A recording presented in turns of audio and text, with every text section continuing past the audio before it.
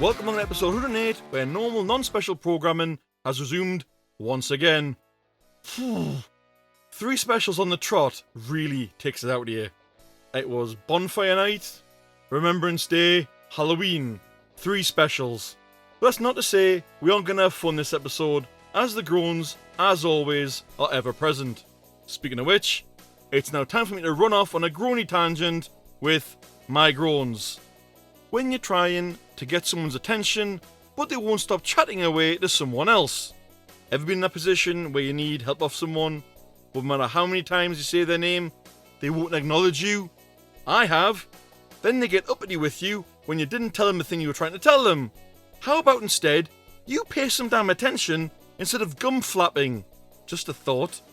These very same people are the ones who usually talk through the 2-minute silence on Remembrance Day because it isn't in their genetic makeup to shut up. People talking over you. So you're talking to someone and then someone butts in and starts talking over you. Not only is this bad manners, but it just shows you how self-important some people are and that they do not care about your point of view or anything else about you. These very same people hate it when you do it to them. That makes them a hypocrite in a big way.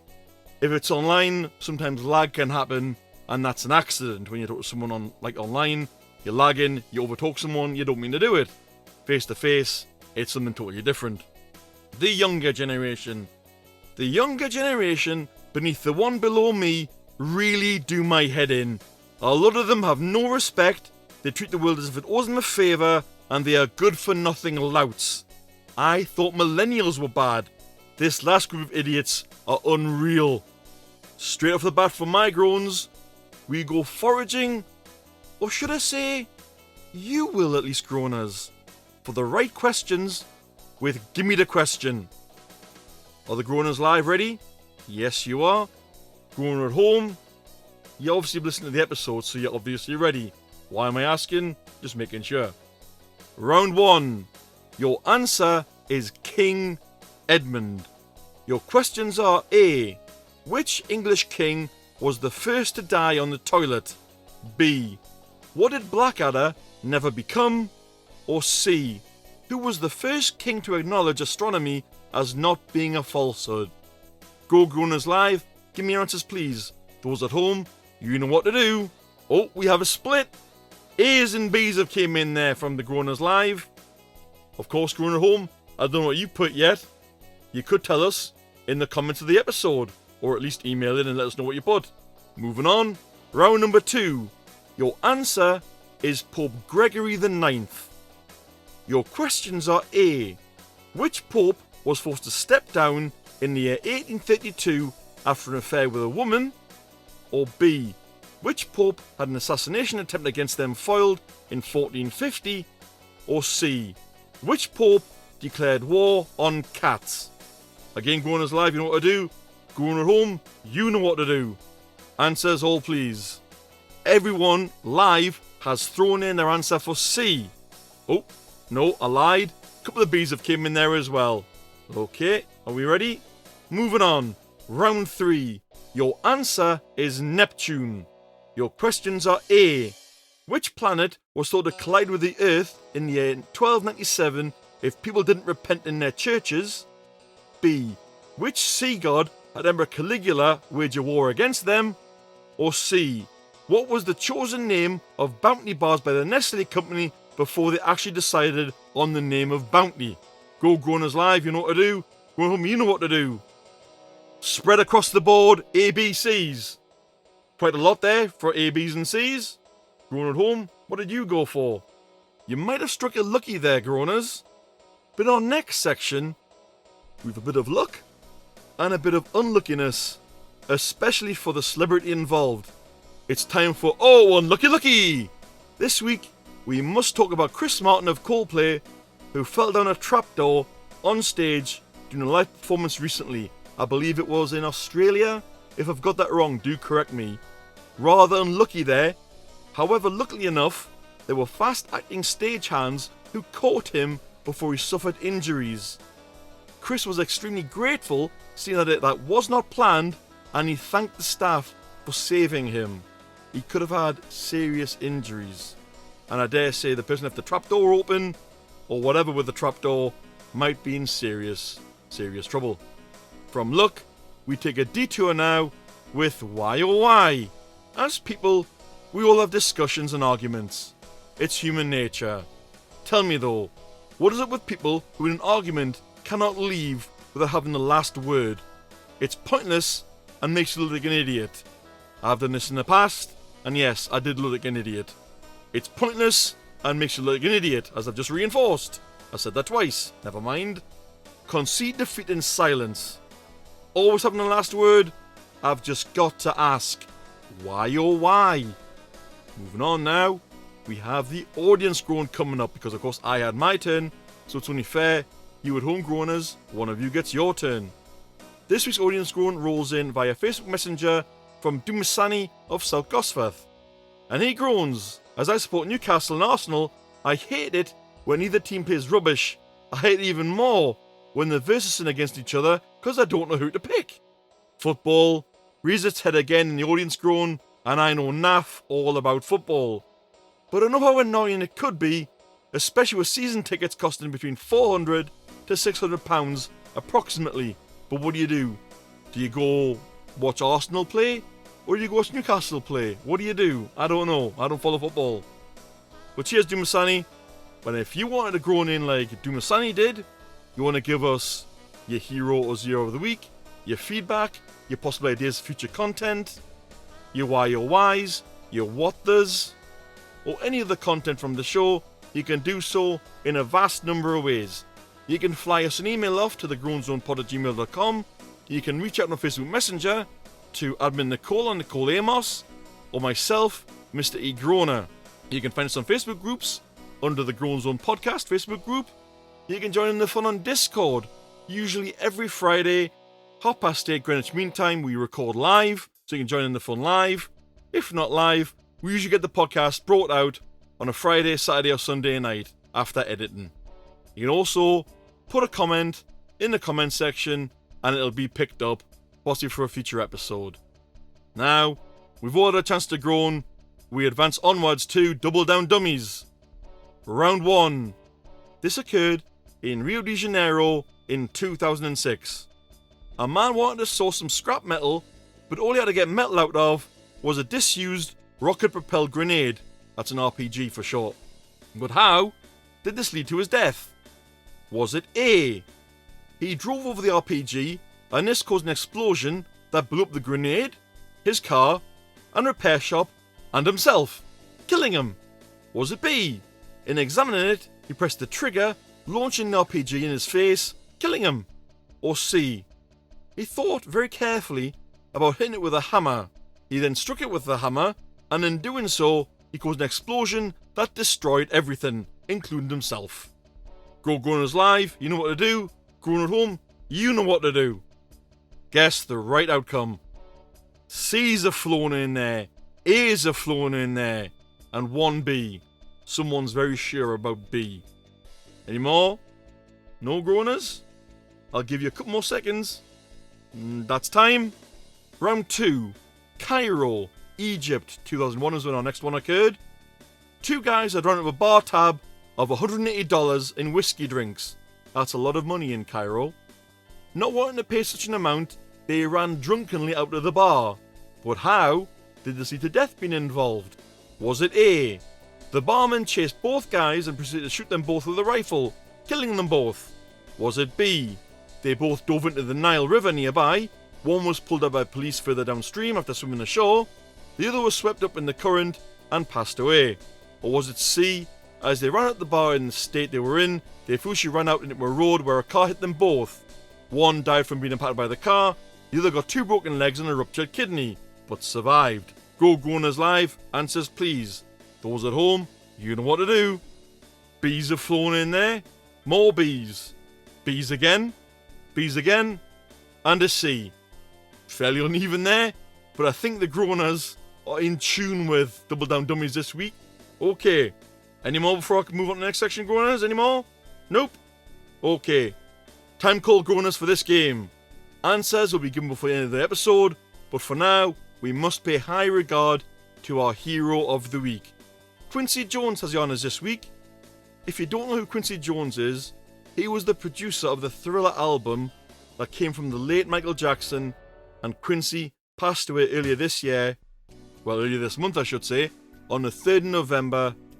He was a legend for producing music. Aside from music, he also produced films, The Colour Purple, which brought Whoopi Goldberg and Oprah Winfrey into the acting circle, and gave us big names in industries whilst he worked with him in film and music. May he rest in peace at the age of 91. Thanks, Quincy. From naming our hero, we get a bit darker now with Admin Nicole's Creepy Corner. Your story this week is called So Little Time. This was the moment Valencia knew they were in trouble. A new mission on top of all the other ones. Lionel is still out there somewhere and now finding a way to fix a broken world built on a lie of selfish primals. To make matters worse, the vines slowly consuming Viola were a failsafe put in place by the light and life's primals. If any Tooth Fairy started to recover their true powers, those powers will slowly begin to consume them. A failsafe that was put in place when the world was reset. Life and Light thought do everything to keep as many things in order as possible. They truly would do anything to keep their paradise as it is. The only way to save Viola now was to go where the Tooth Fairies lived and recover an ancient artifact. One that would be reborn into this world. The world may have been reset, but small pieces of truth had been reset with it despite the new rules that were put in place. They don't need to convince the Tooth Fairies of their truth, they merely need to find the artifact and trigger it. In doing so, all Tooth Fairies should revert to their original forms, the way they were meant to be. Of course, this was just one of many things that needed doing in order to fix and save things. To stop the world from being destroyed any further and to stop Lionel from taking control over everything. The Ghost Parade and Death would have to wait. Once the Death Maidens were reunited and Viola was safe, they would go and find Death. In the old world, there were very few Death Maidens who would have been in such an esteemed position. They were chosen by Death itself. However, this new world has them living a lie, operating under different rules, and unknowingly creating an army of their own. Teeth were not mere memories of a person, teeth were in fact connected to the soul. The teeth remember the soul. In effect, they are a fragment of what was once was. Every lost tooth was not only memories, but soul data. To have every last tooth of someone meant the Tooth Fairies could truly organise their next life. They would have all information needed to know exactly how that soul would get to live in their next lives. So much was taken, and now all they could do was store and protect. The Valencia knew they couldn't return the old back to the way it was. Once the world is reset by a reverse Big Bang, it is lost forever, even if things are tethered to it. So a new plan was needed. First off, they needed to go to the home of the Tooth Fairies. Viola would have to keep her mark and as much of the vines hidden as possible to avoid suspicion. They would have to find a way into wherever their relics were kept and figure out what they had to look for. They then had to work out how to turn it on and return the Tooth Fairies back to their true forms. That would probably require a lot of damage control and a bigger conversation than they would care for. After that, they just need to find Death and figure out how to restore him back to normal. All of this led to an even bigger question. If Light and Life both retained their forms and memories from this world they stole, what would that mean for the others? Valencia was the vessel of darkness now, and it would be easier for her to explain to the darkness what truly happened so they could find a way to fix what was done. However, nature gave its power to Gaia, who was a mere baby now and not much help. They weren't having the best of luck finding Death either, and Time had Timmy now, so he wasn't alone anymore. The world and all its problems had kept piling up. There was so much to think about, so much to worry about. Then there was Lionel and Dr. Quack. What were they to do if they had actually succeeded in taking over the power of light? Valencia and Viola knew there was more work than they could handle between them, but they also knew they had no choice. All they could do was hope Coco and Dread would find Marianne soon. Hopefully, she would get a message across to the Nightmare Realm and they could at least have an army ready. A final fight or the beginning of a new world. That was something they couldn't see coming, but they knew they had no choice. To gain peace, sometimes you must be willing to fight for it. The realm that protected all the Tooth Fairies was long hidden, something only known about by the Tooth Fairies, and since Valencia no longer was one, it fell on Viola to be able to find it. Some secret entrance or unknown danger inevitably waited them. The ground slowly grew more vibrant as the grass began to spread. It was only a shame that more danger and worries were still waiting for them. They had to get to that relic by any means and save the Tooth Fairies at the very least though. Yet Viola also felt a small hint of dread, as if some of the Tooth Fairies were better off without their power and memories back. Would it become something it would regret, or could it lead to even more enemies being risen? Uh-oh. Sometimes trying to do something good turns into something bad. You want more creepy groaners? You know what to do. Tune in next week. We're almost at the end, groaners. That can only mean one thing. It's time for the game answers. We'll begin with Double Down Dummies and go from there. Round 1. Rio de Janeiro, 2006. A man wanted to source some scrap metal, but all he had to get metal out of was a disused rocket-propelled grenade. How did he see to his death? The correct outcome, if you went for any others, apart from C, you got it wrong. Shockingly, they found another 14 of the RPGs nearby. They were just grenades though, there was no launcher. Round 2, Cairo, Egypt, 2001. Two guys had run up a bar tab of $180 in whiskey drinks. Not wanting to pay such an amount, they ran drunkenly out of the bar. But how did they see to death being involved? The correct outcome was B. The Nile River is a staggering 1,000 feet wide. That's the size of 13 tennis courts. Imagine swimming that when you're drunk. Imagine jumping in that when you're drunk. Poor judgment indeed. Congratulations if you scored points there, groaners. But next up, we have the solution to last week's anagram anxiety. The answer was HMS Amethyst. I actually got that one. A lot of ships in World War II had HMS in the front, and I just played about with the other letters and took a gamble. Well played if you also got it home, groaners. Lastly, are the answers to Gimmie Da Question. Round 1. Your answer, lastly, are the questions. Your answer was King Edmund. Your correct question was A.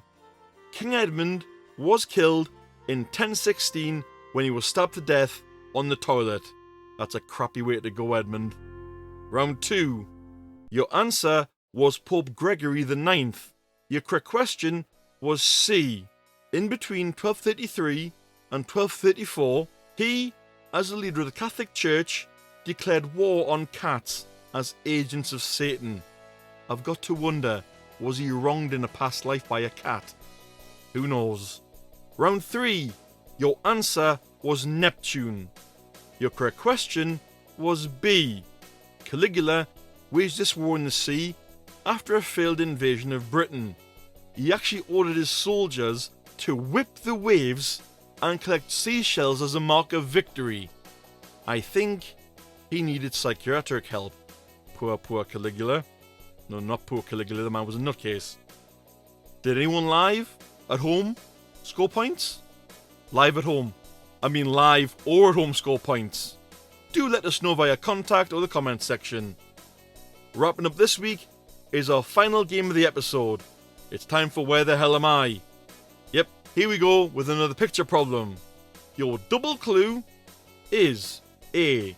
I am 15th century in my age. B. You can find me in Peru. The picture will only appear on Podbean. So if you're listening on Spotify, the picture will not show up.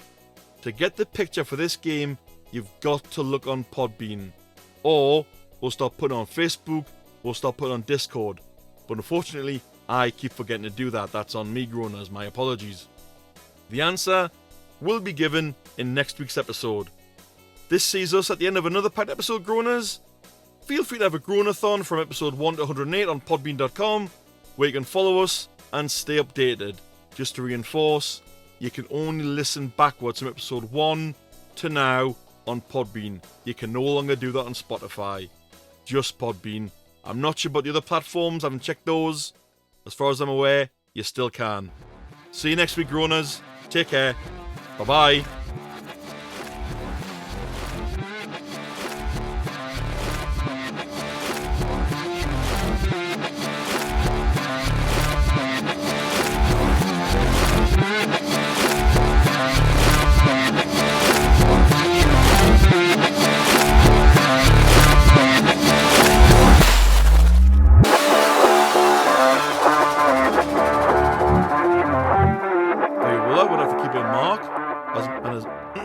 And he groans. As I support Newcastle and Arsenal, I hate it when either play killing him, killing him, killing him.